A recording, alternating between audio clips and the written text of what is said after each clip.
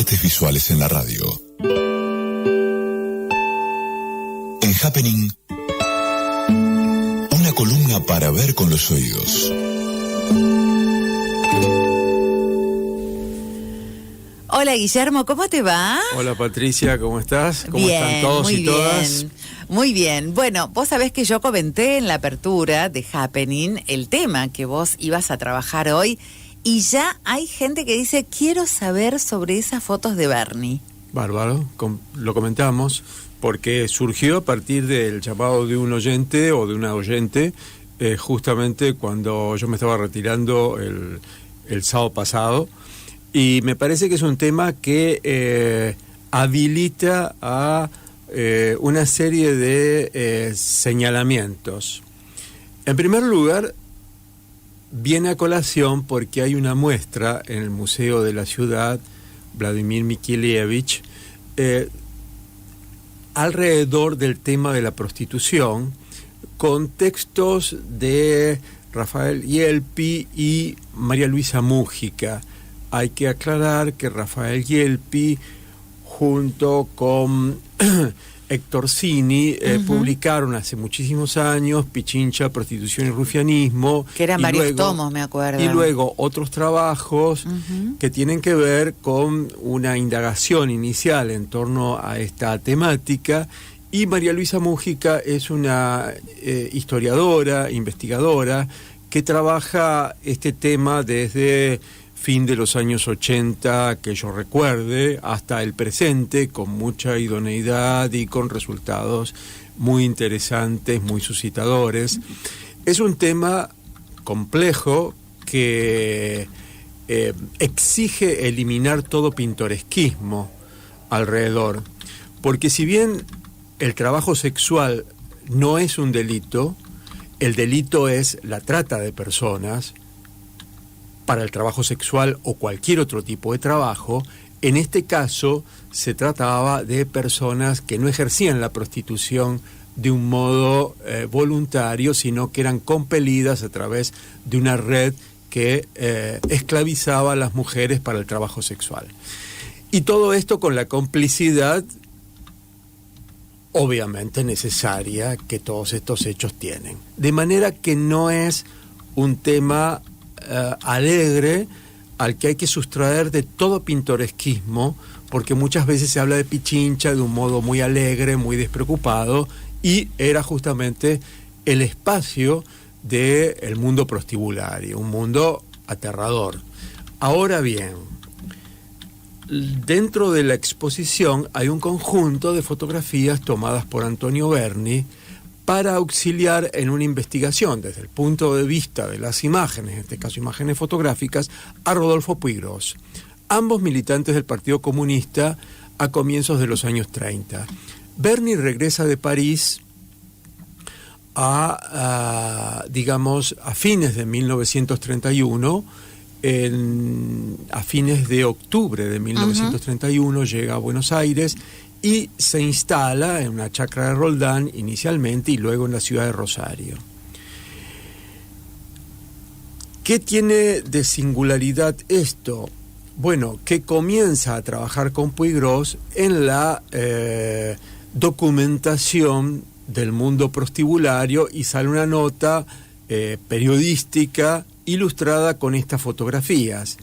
Esas fotografías son importantes no porque las tomó Berni, porque si no estaríamos trasladando a la foto la celebridad de quien registró un hecho para la prensa o para la investigación. En realidad, la importancia de esas fotografías es que documenta prácticas que eran corrientes en la ciudad. Es decir, Berni mismo en sus testimonios cuenta que había distintos tipos de prostíbulos con distintas calidades y jerarquías y que además de ser ámbitos para tener sexo eran también ámbitos de sociabilidad habitual de los varones. De manera que las fotos de Berni lo que ilustran son, digamos, estas sociabilidades y contactos entre hombres y mujeres, o entre hombres charlando, o entre hombres y mujeres abrazados, conversando, en esos patios que eran, digamos, un poco las preliminares a, digamos, toda la cuestión del sexo que obviamente era parte de estas casas. Entonces, la importancia es, digamos, el carácter documental de esa foto o también el carácter de construcción subjetiva que tiene la foto o que tiene la película o que tiene el video, porque también a través de algo que supuestamente es objetivo, quien mira construye. Tampoco tiene importancia porque sea de Berni, porque si no, trasladamos ese viejo criterio de los museos de historia, de la cama de tal prócer, del objeto de tal otro, y donde nada tiene que ver, digamos, el objeto con la relevancia de tal o cual personaje de la historia en la vida militar, en la vida social, en la vida política, en la vida económica, etcétera. Es decir, son objetos que nos hablan de los modos de vida, de la vida cotidiana, de otro tipo de historia, ¿no? Entonces, en este caso, Berni saca esas fotografías para Rodolfo Puiggrós, que salen publicadas en Rosario Gráfico, que era uno de los periódicos más, digamos, comprometidos con la lucha contra la trata de blancas y la prostitución y la moral hipócrita de gran sector de la sociedad rosarina, y tiene esa importancia. No se traslada inmediatamente a la obra de Berni. Digamos que hay unas obras tardías donde él relabora, a través de dibujos o técnicas mixtas, estas imágenes de los burdeles, ¿no? Estas imágenes de los patios, de esos vestíbulos donde se reunían las mujeres ligeras de ropa con una especie de enagua o, digamos, ropón liviano para alternar con los hombres. Eso se traslada de otra manera a la obra de Berni. Yo diría que hay una primera configuración visual, y acá vamos a un poco a escuchar para ver con los oídos, como vos siempre decís, ¿no? ¿De qué manera se manifiesta plásticamente en forma rápida y que tiene significación para el mundo del arte, más allá de la importancia de la prostitución para la vida social o para la historia social, etcétera, etcétera? Bueno, es que Berni produce una obra que se llama Susana y el Viejo. En Susana y el Viejo vamos a ver un desnudo femenino reclinado, cuyo rostro es un collage tomado de una fotografía de Greta Garbo. Un ideal de belleza en los años 30 que también era un ideal de belleza para la izquierda más radicalizada. Es decir, el rostro de la Garbo era venerado, digamos, por los más diversos sectores. Entonces, este desnudo reclinado, con el rostro de la Garbo, está sobre un plano aparentemente rígido, a pesar de la morbidez del paño que lo cubre, para mostrar que esa mujer está disponible. Al fondo, la cabeza de un viejo que observa también un collage. Susana y el Viejo. ¿A qué alude esto? Alude a un acto abusivo. La historia de Susana y los viejos es una historia bíblica, pertenece a evangelios apócrifos y narra la historia de una, digamos, casta doncella, que es Susana, que es observada mientras se baña en su jardín por dos jueces, por dos viejos, que en función del poder de su investidura tratan de obtener los favores sexuales de Susana. O sea, es un abuso, es una extorsión que finalmente libera a Susana del castigo de adulterio de las leyes judías por la mediación del profeta Daniel, que pone al descubierto, digamos, la patraña de esos personajes cuya investidura les otorgaba estas formas de la impunidad y libera a Susana de todo castigo. Entonces, lo que uno puede ver allí es una lectura mediada y velada a través de una imagen que alude a una historia ejemplar de la Biblia al tema del abuso sobre la mujer. Digamos que uno puede ver de un modo muy velado el tema del amor en venta. Y a partir de allí uno puede decir que esto sería como el ancestro lejanísimo de la famosa Ramona Montiel, que es una saga tardía de Berni, protagonizada por una prostituta que se aventura por la ciudad y se prostituye para, digamos, llevar una vida. Ahora, Ramona no es específicamente una muchacha de prostíbulo, aunque hay algunas imágenes prostibularias, es más una prostituta que deambula por la ciudad, digamos. Y también está La vida de Emma, en los años 30, una serie de aguafuertes terroríficas que hace Spilimbergo sobre el submundo de la prostitución, donde una jovencita, digamos, cae en ese infierno, digamos, de drogas, prostitución, etcétera, etcétera, que es una cosa, digamos, muy terrible a través de unas aguafuertes magistrales, pero, digamos, que son algo así como la antesala del infierno, si uno se pone a pensar en términos reales, más allá de la calidad plástica de las imágenes. Uh-huh. Entonces, ¿qué nos permite ver este tema de Berni con la prostitución? Bueno, que evidentemente Susana y el Viejo fue producida en Rosario de Santa Fe y no en París.